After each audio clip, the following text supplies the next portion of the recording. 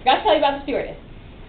So with the Super Bowl being a problem, it used to be that nobody knew about this and it just thrived and everything, and then it got to be big news and people were spreading awareness and the police were getting specifically trained, the FBI were getting specifically trained. They would do these stings, and for the past 2 or 3 years, they've been doing like 2-week stings leading up to the Super Bowl, and this year they arrested almost 500 people before the game even started. I mean, it's fantastic. It's very exciting. But one of the things is that stewardesses are also getting trained on what to look for because they're coming in on the airplane.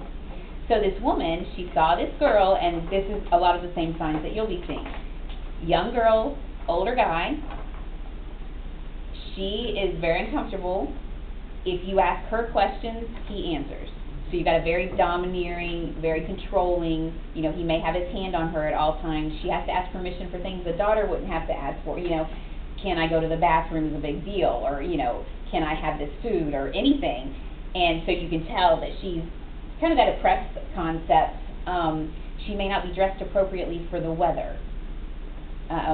She may not answer even the simplest questions like, where are you from? What's your name? You know, just simple things. You can tell she's scared to respond to you or even to look at you. You're going to have lack of eye contact. You're going to have lack of interaction because she's been threatened. You know, don't talk to this person. Don't ask for help. You know, if you try and escape, I'm going to get your little sister. I mean, these are really bad situations. So she saw, you know, some of these things that just weren't right. And she thought, this is a problem. This girl needs help. But you aren't going to walk up to somebody and be like, hey, are you a traffic victim? Can I help you? You know, don't do that because you're putting your own life and theirs in danger. And so what she did, it was brilliant. She got the girl to go to the bathroom somehow, you know, just however she did it. And when the little girl got in the bathroom, there was a Post-it note on the mirror that basically said, you know, do you need help? I think that's about all it said. Some people do this thing called the soap ministry with the Super Bowl and other big events where those little motel soaps, they wrap them with the human trafficking hotline and are you here against your will, and they put them in gas station and motel bathrooms because the bathroom's the one place a trafficked girl can go alone. It's brilliant. And so, you know, girls are getting rescued. When the Democratic Convention, National Convention was here a few years ago, a bunch of people from our area went and passed out 7,000 bars of soap. And some of the motels, you know, kind of like, would they be insulted and stuff? They were not. They were like, yeah, we know this is a problem, we just don't know what to do about it. And one of them even said, give us enough for the whole convention, we'll put them out ourselves. So it's very exciting. So she got the girl into the bathroom, and the girl was able to respond, yes, I need help. And so she leaves. So everything's safe still, she's okay. And so the stewardess went and told the pilot. The pilot called ground crew, and when they landed, they got off the plane, and he was arrested. It was beautiful. It was so exciting. It was like, that is what should be done. And that girl, she's okay now. She's back in school now. You know, she's doing very well. And it was because one woman knew what to do, you know, instead of just, oh man, this looks like a bad situation, I hope it turns out okay.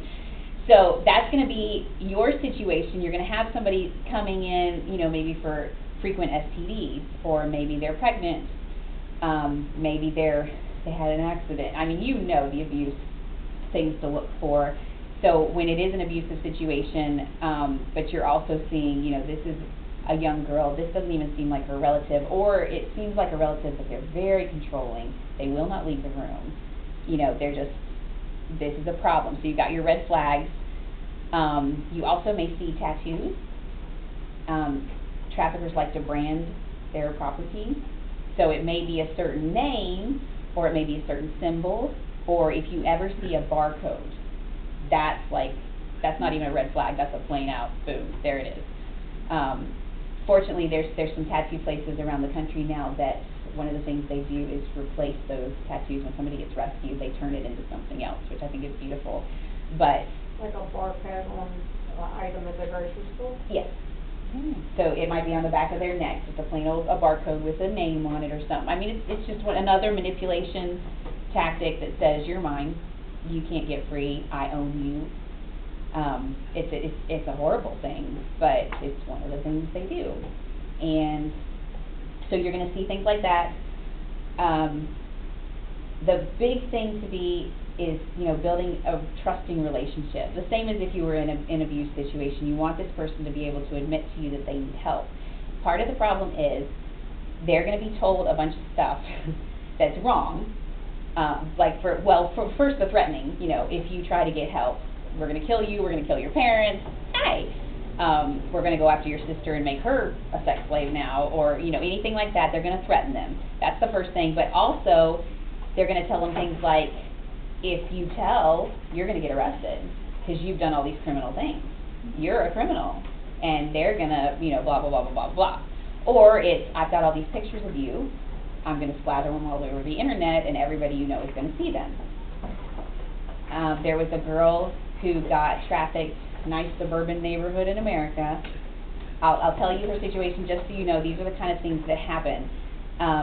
She went to a new school, high school. She was new. She was marginalized. She was lonely. You target the vulnerable ones. And there was this edgy guy that was attracted to her, supposedly, and she liked the attention. And a few people kind of warned her off, but it was kind of like, well, you know, I really want to be loved, and I really want to whatever. So this one day, he offered her a ride home. She accepted, and he said, well, we need to stop by my house real quick, blah, blah, blah. And you're thinking, oh, red flag. So they stopped by the house, and he's like, well, why don't you come inside for just a minute? Red flag. But she ignored the red flag. She didn't want to not be cool or whatever. He got her inside. He raped her. There were pictures of it or video of it. So now he's got her. Because it's, if you don't do what I want, we're going to send this to your parents. We're going to, what nowadays is we're going to put it on the internet and show it to everybody you know. And so what they did with her was she had her own private line in her room, and they would call her at night. She would sneak out of her own house. They would sell her all night. She would sneak back into her house and go to school the next day and pretend nothing happened. And she said, you know, the signs were there. Everybody knew something was wrong. Her grades dropped. She stopped being interested in sports. She stopped being interested in anything. I mean, she was so sleep deprived.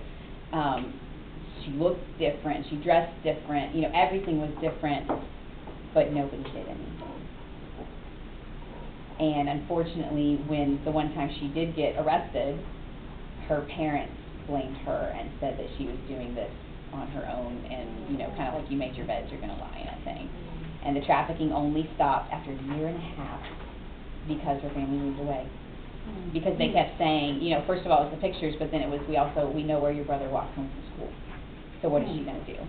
You know, who's she going to call? Is she going to call the police? Absolutely not. You know, and so there are so many reasons these people are captive and are kept captive.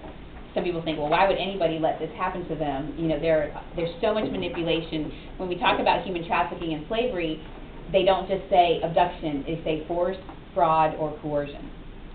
And coercion is one of the biggest things on how these people are getting trafficked and how they're getting kept, which is what we will talk about next. You know, how do they get them? How do they keep them? Why are these people captive? And, you know, so that we can understand where they're coming from in their mindset.